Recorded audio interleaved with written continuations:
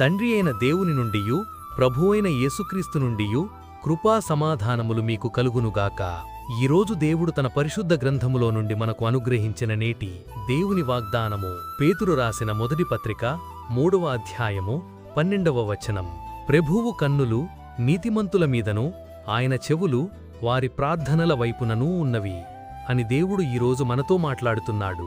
నా ప్రియ క్రైస్తవ సహోదరీ సహోదరులారా, నీవు జీవించాలని దేవుడు చెప్పిన రీతిలో జీవించకపోతే నీ ప్రార్థనలకు జవాబు ఇవ్వకుండా దేవుడు చెవులు మూసుకుంటాడు.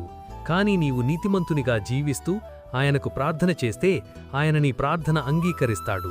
అనగా దేవుని శరణుజొచ్చి పరిశుద్ధముగా జీవిస్తూ ఆయన నామమునకు కృతజ్ఞతాస్తుతులు చెల్లించుచూ ప్రార్థించినప్పుడు దేవుడు నీ ప్రార్థనలో అంగీకరిస్తాడు. నా ప్రియ క్రైస్తవ సహోదరీ సహోదరులారా, కీడునకు ప్రతి కీడు, దూషణకు ప్రతి దూషణ చెయ్యకుండా దైవలక్షణము కలిగి, అనగా కరుణ, దయ, జాలిగల హృదయం, క్షమించే మనస్సు, ఇతరులను గౌరవించి నిన్ను నీవు తగ్గించుకునే మనస్సు కలిగి నీతిమంతునిగా జీవించుము.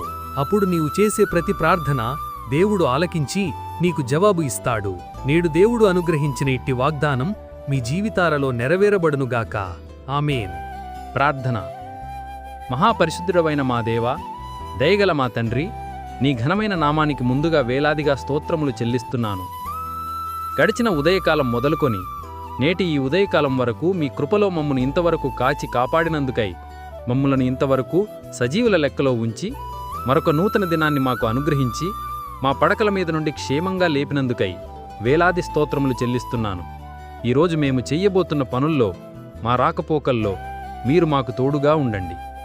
ఎవరైతే షుగర్, బీపీ, కిడ్నీ, థైరాయిడ్ మరియు ఇతర సమస్త వ్యాధి బాధ బలహీనతలతో బాధపడుతున్నారో వారందర్నీ మీ గాయపడిన హస్తముతో ముట్టి సంపూర్ణ స్వస్థత అనుగ్రహించమని ప్రార్థిస్తున్నాను.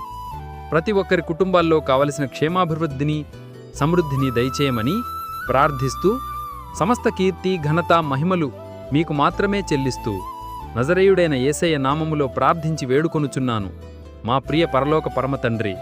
ఆమేన్. దేవుని కృప, ఆయన నిత్య సన్నిధి కాపుదల సదాకాలం మీకు తోడై నడిపించునుగాక. ఆమేన్.